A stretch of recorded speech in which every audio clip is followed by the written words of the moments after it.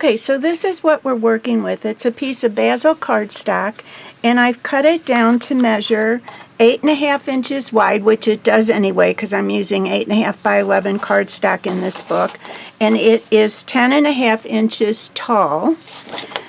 And your book cover is 8.5 by 6.5, so that's going to fit in the center of the cardstock. Sorry, but I want to make sure, because it's basil. This is not smoothie basil. This actually has a pattern to it. So put the pattern face down, and the cardstock that I'm using, or the chipboard I'm using, sorry, is white on one side and craft or gray on the other. And that's how we're going to put it down, white side down. You're not going to see any of this when it's finished, when the book is finished. We're going to put glue all around on the white side of the cards of the chipboard. Sorry, I keep calling it the wrong thing. And I'm pretty generous with my glue, and I am actually using art glitter glue. It's my favorite. And then I'm placing this in the center, or as close to the center as I can, with the cardstock. And just make sure this is down nice and tight. If you don't have one of these handy dandy tools that I'm using, you can use anything that's heavy that'll help you press that in. Then I'm going to reach for my We Are Memory Keepers. This is a bookbinding tool. You can find this on the on the Button Farm Club site. I have the paper in mine, not where you can buy it. And you put this corner. This does all kinds of cool things, which I'll show you later, but this corner will measure how much of this paper you need to cut off. So you just make a pencil mark there, and you're going to do this on every corner.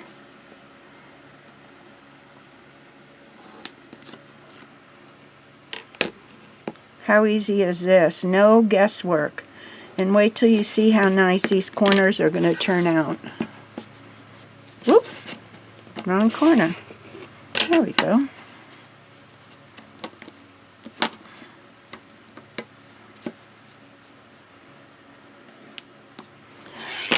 Okay, then you're going to grab a scissors and cut along those lines that you just penciled in.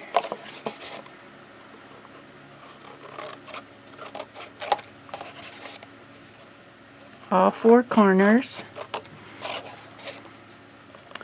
Now, if you've done any of my books with me, you know how I am about scraps. And I was going to throw these away, but when I did the first piece of this, I thought, oh, you could maybe do something cute with these for photo corners. So I'm going to hold on to them. You never know. Okay, the next thing I'm going to use is you can use a bone folder. I'm using this little tool. It's an old one from a company that unfortunately doesn't exist anymore. And I'm going to just run this along my edges. Run it along the edge of the chipboard, but on the paper itself. And that's going to stretch that paper. Paper is very fibrous, and sometimes it really helps to stretch the paper. We don't want to go through the paper, so you have to be a little bit careful about that. But this will stretch it. And then I'm going to turn it over, and I can actually see the outline of the paper and the chipboard. So I'm just going to run this along, just very smoothly, just run it along the edge of that chipboard.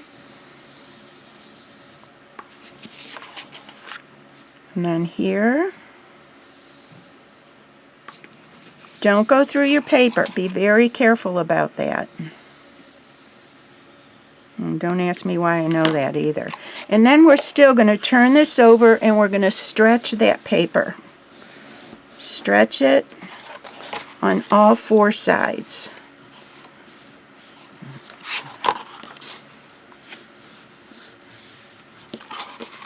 And one last side to stretch.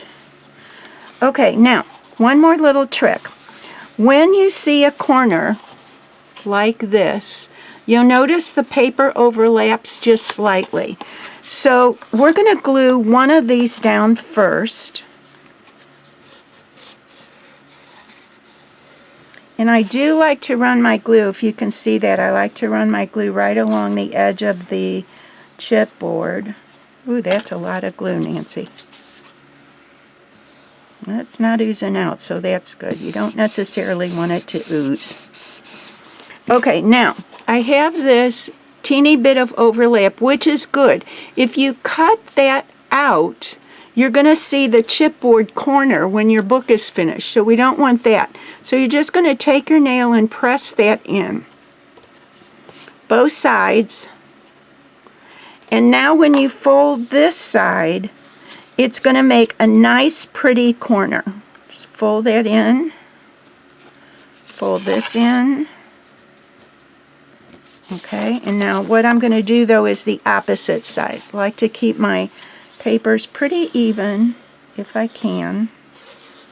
Sometimes I forget and I get excited about how this thing is looking, and then I just do the wrong thing anyway. Okay, so I'm going to press this corner in. Press the other side in, and it's okay if there's a little glue there. It's going to get glued anyway. Okay, now I'm going to do my two sides. I've already got the corners in, so I just need my glue. Press. The corner's sticking out a little. We'll just do that to it. And then press, glue right in there in those lines, and press.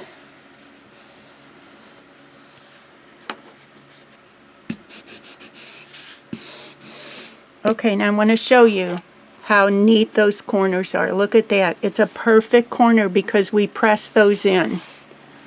So now I have both of the covers finished, front and back, and now I'm going to do the same thing with the spine.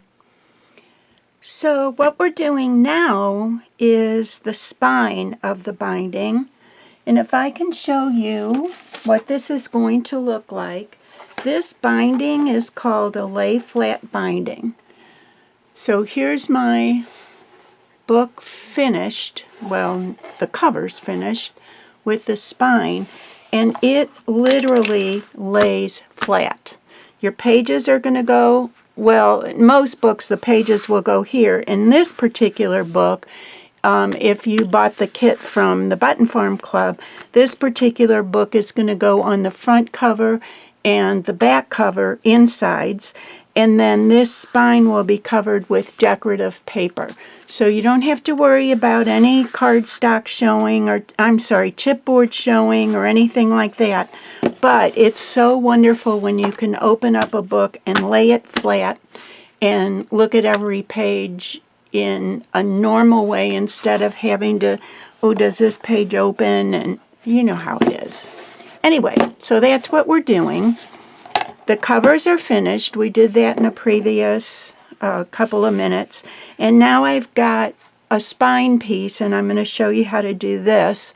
I have a piece of paper here that measures, it's actually cardstock, matching cardstock, and it measures 8.5 wide and 10.5 tall. And this is a 3-inch wide spine, and the spine itself is the same height as the book. It's 8.5 inches tall. So what I'm going to do first is place this as much in the middle as I can. You can measure it, but I don't. I eyeball it. To me, it's close enough. I'm taking my handy dandy tool with the round edge, and I'm going to go down the sides. This is just to stretch the paper.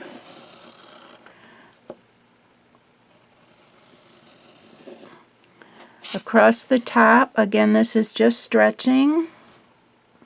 And I've got the spine, this is basil, so it is marked on one, pattern on one side.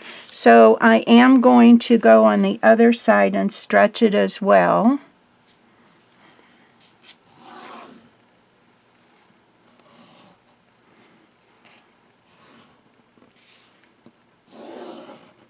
And then, oops, I missed that big time. There we go. Okay, and what I did, I cut the paper on the wrong side, so I left the branding strip on there. But you know, when you're finished, you're not going to see it anyway. I'm putting this back, the spine back, and I'm going to stretch that paper again.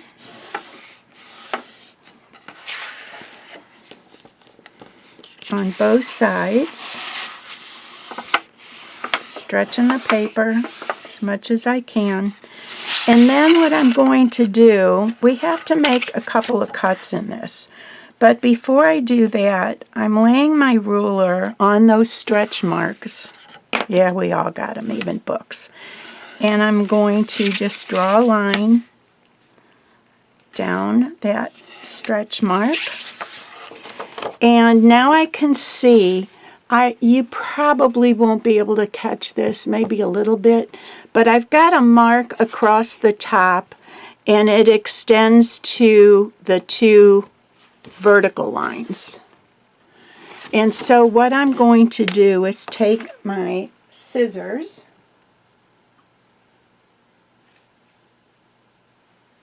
well, I don't have my scissors right here, so I'm just going to use my craft knife, and I'm going to cut down both sides just to that horizontal mark. Okay, so this is what I've done. And now I'm going to take a little bitty divot out of that horizontal mark.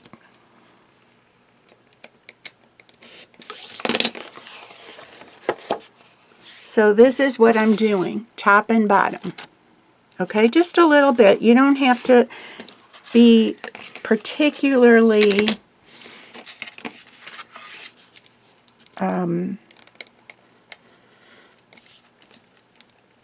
exact about it. As exact as you can be. This is just going to help us to wrap the top and bottom of this.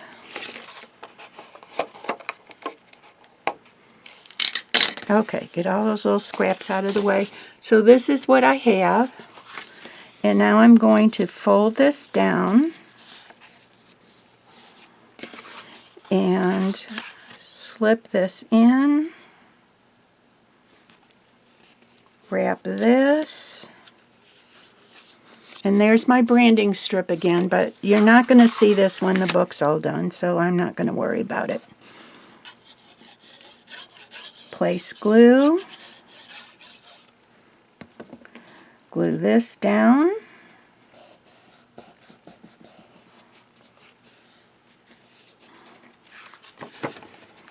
Glue on the other end.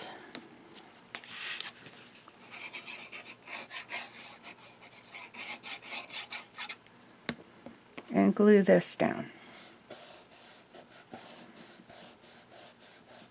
Now if we look at it from this side, you see, nothing shows.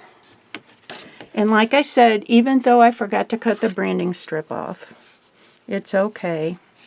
We're not going to see it.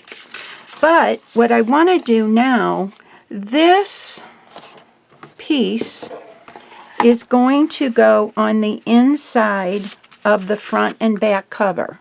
Well, I don't need all this hanging over stuff. So I'm just going to trim this slightly. I do not want to trim it past the border on this wrap. So I'm going to make sure by marking this that I don't go too far down, and I'm going to mark it from the outside of my spine down to just slightly past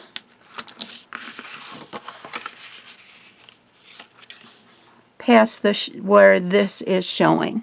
Okay? And I'm going to do that on all of my pieces, just a little bit.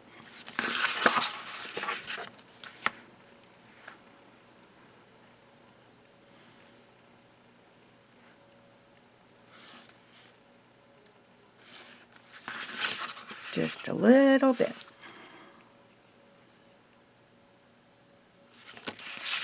I just marked that wrong. That was pretty silly.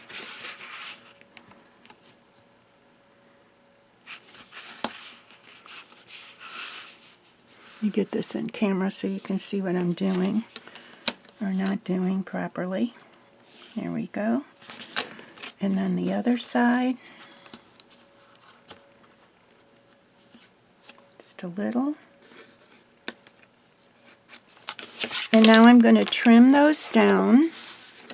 Again, I have no idea what I did with my scissors, so just to make life easy, I'm just going to trim it with my craft knife.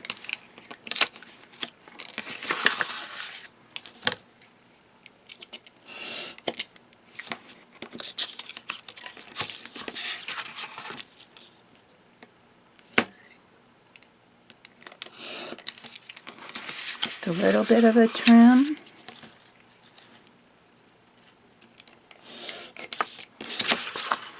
Okay, so now I've got these angles. They're all angled down, or well, the two are at the top are angled down, the two at the bottom are angled up.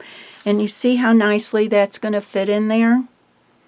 And that's exactly what I did with this. So once you have this cut, trimmed out, you're going to turn this and put all your glue here, and then attach that, snuggle this spine up to your back cover. No, you don't need to use any space in between at all, no space, and then glue that down. And then you're going to do the same on the front. Glue here, snuggle the front cover up as close as you can, and glue this down. And that's how you get this wonderful lay flat binding. Now this will all be in the written instructions, but I wanted to show you in case you have any questions, because it is a little bit different than some of the other bindings you might have seen, but I just think this looks so professional when it's done. And now we'll head for the inside. Thank you. See you later. Bye.